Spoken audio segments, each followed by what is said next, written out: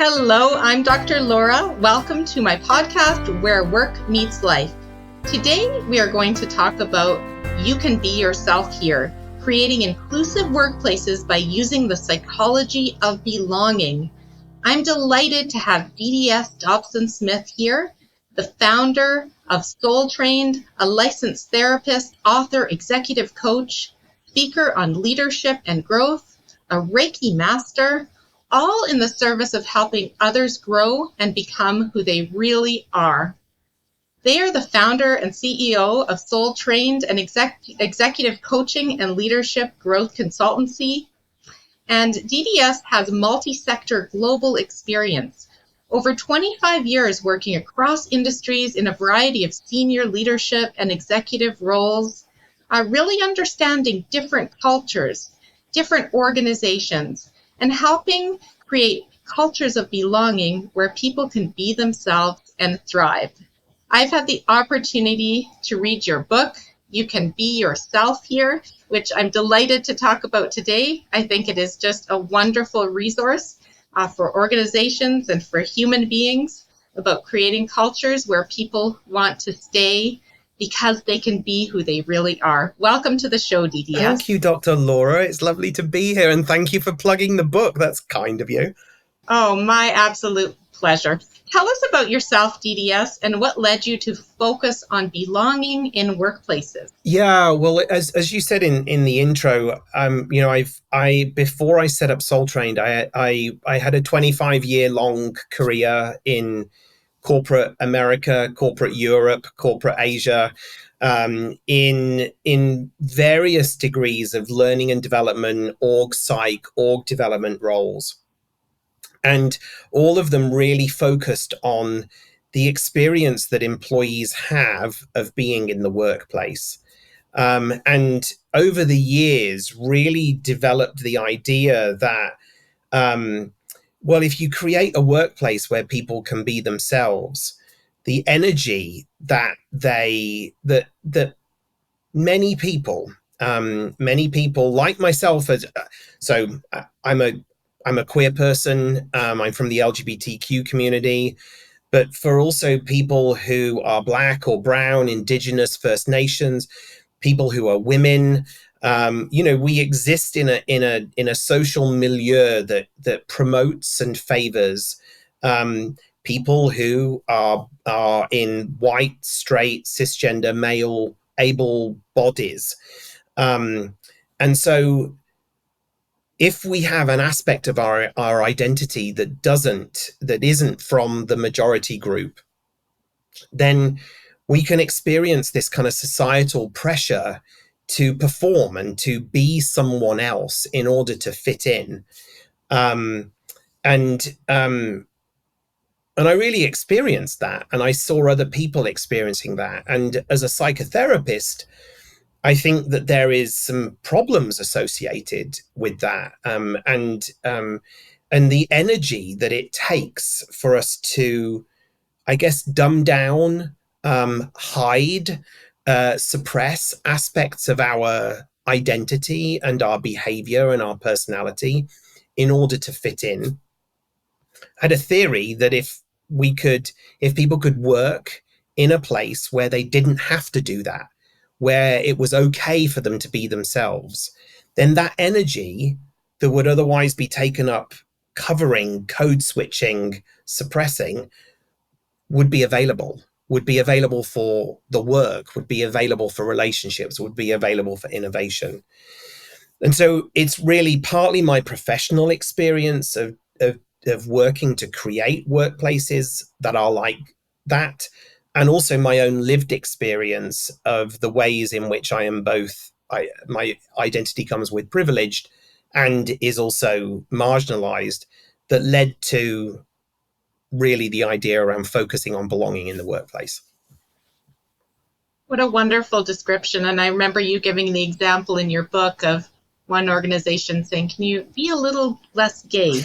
And I can only imagine how that would feel to someone who's working hard, a high achiever, just being who you are. Yeah, I mean, the problem with that was, first of all, it was quite coded. They weren't as blatant as to say, could you be a little bit less gay? It was coded in words like, could you tone it down a little bit?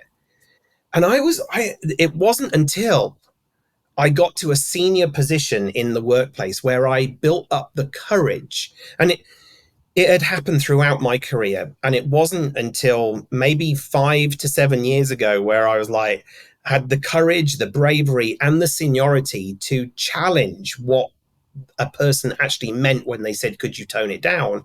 And they said, well, perhaps just be a little bit less gay. And I went, well, could you be a little bit less straight? And the person said to me, I don't know. I don't know what you mean. I don't know how to do that. And I was like, exactly. You are asking me to be someone that I am not. And the answer is no.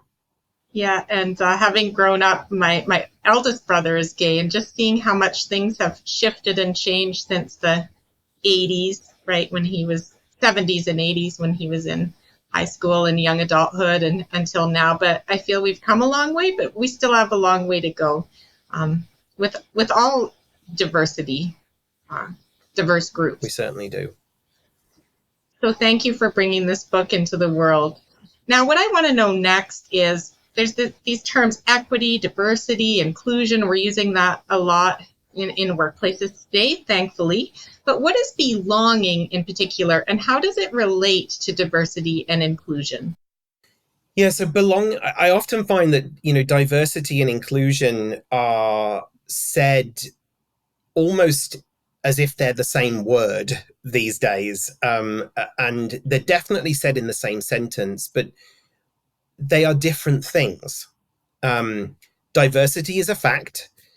When you look around in an organization, do you see people who are like you, and do you see people who are not like you? The answer is either yes or no. And if the answer is yes to both of those questions, then you could probably safely say this organization has diversity. Inclusion is a behavior, and inclusion in a set of behaviors. And when I talk about organizational behavior, I mean policies, processes, practices, platforms that an organization uses and deploys, and also the way in which we act, react, and interact with each other. And belonging is an experience. It is the experience that we have when we walk into a place and we feel at home. And so belonging is this experience of knowing that I am where I should be. And we don't get to have that experience of belonging without inclusion. And we can't have inclusion without diversity. But it doesn't work the other way around. So you can have diversity in an organization, but that might not always lead to inclusion if the right behaviors aren't available. And therefore, it doesn't always lead to belonging. Now, equity is something else altogether. And equity is a concept that recognizes that some of us are born in life, the fickle finger of fate, as I like to say, bestows upon us a body. And that body and it bestows upon us a sexuality, and it bestows upon us a gender identity, and it bestows upon us a number of other things that are not changeable. And some of those aspects of our identity come with privilege, and some of those aspects are marginalized and oppressed by the society, the societal milieu, the way in which we interact, and what is promoted, what is favored, what is one-upped, and what is one-downed. And so equity, the concept of equity, recognizes that, and recognizes that treating everybody equally is not always equitable. So when we think about equitable practices, it recognizes that sometimes and in some ways we should overtly reverse the systems of favoring and the systems of privilege, so that those with oppressed or marginalized or historically excluded identities are given more of a chance than they would otherwise be given because of the social biases and the systemic legal biases that exist. Thank you for that description. And I really like that belonging is an experience. It's something that you feel like you're at home. And we can all relate to times when we haven't belonged. I mean, junior high comes to mind for most people. But when you're in a marginalized group, even more challenging. And I guess bringing this book to the world, I think, is a wonderful step to talking about openly how we can be ourselves here and what organizations can do to create an inclusive workplace using the psychology of belonging. It's a pocket guide, so it's not too heavy. It's very, very engaging. So who should read this book and why? Well, I specifically wrote it with professionals like me in mind. So anybody that comes from the kind of HR world, but also anybody that is a founder, anybody that is leading or managing a business. And that's who was in my mind when I wrote the book. And so it's jam-packed full of what I hope, or at least what I intended to be, accessible, practical insights and tools that a business can deploy in order to create a more diverse, inclusive space. And what I've found as the book has been released and people have been reading it is that I mean, I've had so many people tell me that they have felt seen by the book when they open the book and they read not only my story but the stories that I share of other people, that it's felt very, very resonant for them. So while it was written very clearly for the HR community and for the CEO founder community, it's a book that's for everyone. It's a book that I think people will find something in there for them, no matter who they are. Fantastic. Now, what conditions are required? Just name a few of the top conditions to create a culture of belonging. Yeah, I mean, the first thing I like to do as well is tease apart the difference between culture and climate for an organization. And I say that a culture or your culture is an articulation of the type of company that you want to be and the vibe that you want to create for your people.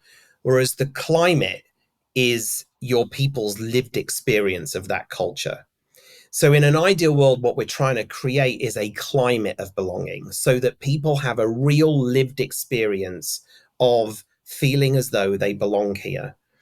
And I think the number one thing that will make or break your climate of belonging is leadership behavior, is the extent to which the people in positions of power pay lip service to the importance of diversity inclusion, or whether they do the work. I have often said that the climate of any organization will be shaped by the worst behavior you're willing to tolerate in your leaders. And because we copy, right? You know, human behavior is contagious, and it is even more contagious from the people who hold positions of power. So, you know, there's tons of things in the book that will help an organization to create that climate of belonging. And you may as well forget all of them if you don't have a leadership team that want to show up for diversity, inclusion, and belonging. That is so well said. I agree. You can have the most brilliant marketing descriptors, processes, policies, but it's leader by leader, starting at the very top. Right. And one toxic leader can create toxicity throughout. And I've seen it so much in my career. Yeah. And the challenge that we have, Laura, is that it isn't also just kind of openly toxic leadership behavior. I also want to acknowledge that we are a product of our social conditioning. We are all, none of us alive today are responsible for slavery. None of us today are responsible. Well, actually, some of us are responsible for the subjugation of the queer community, but none of us are alive. None of us that made the laws that subjugated, that made being gay illegal are alive today. And yet we still live with those legacies, and we are still impacted by what has happened in our past. And we are still socially conditioned into what is acceptable behavior for a woman, what is acceptable behavior for a man. And so those social conditioning, that social conditioning training that we receive as we grow up is sneaky, right? It hides in the background, and it's really little things. An example that I will share from a couple of years ago, I was facilitating a group, an executive team, and they were doing some individual group work, and they were standing by some flip charts. And one of the groups didn't have a pen, and I walked up to the group and in the last moment caught myself handing the pen to the only woman in the group. And immediately I was like, oh, there is something at play here where I'm expecting the woman to take the pen. So at the very last minute, I diverted my hand away and gave it to the most senior man. Said, how about you take the notes here, Brian? And so those things, those social biases, that social conditioning is everywhere. And so it's not just about the openly toxic behavior that we have to pay attention to, and we do.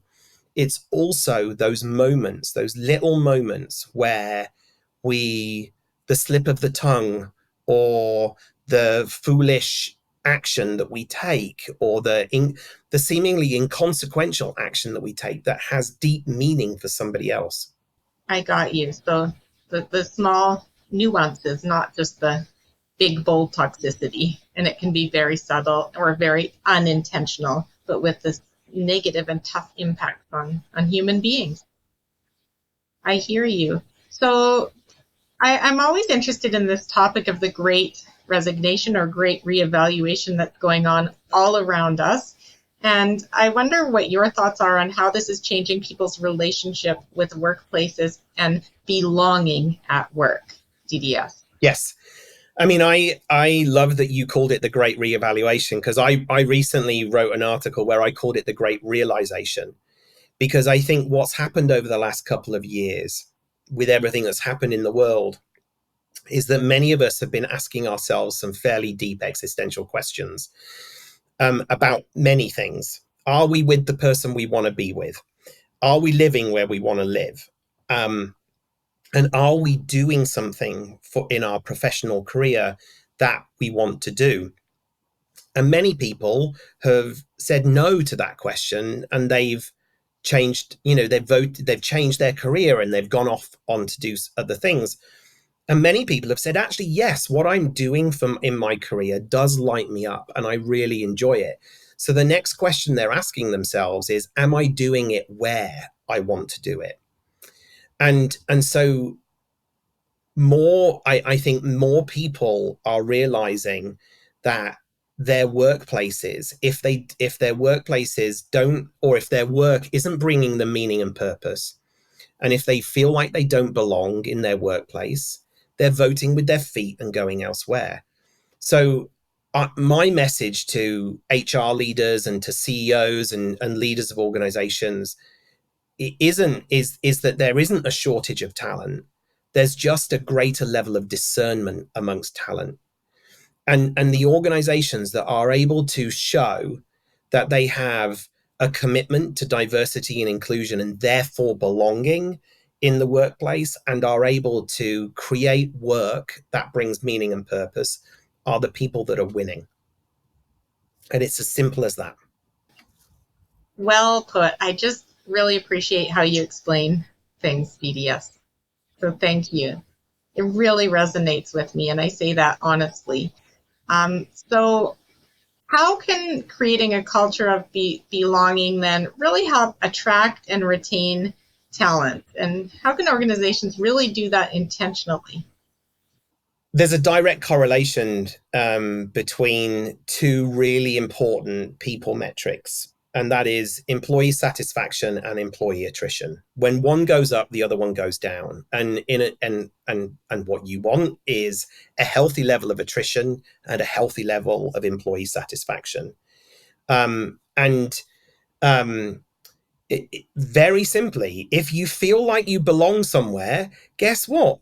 You're going to flipping well stay there, right? And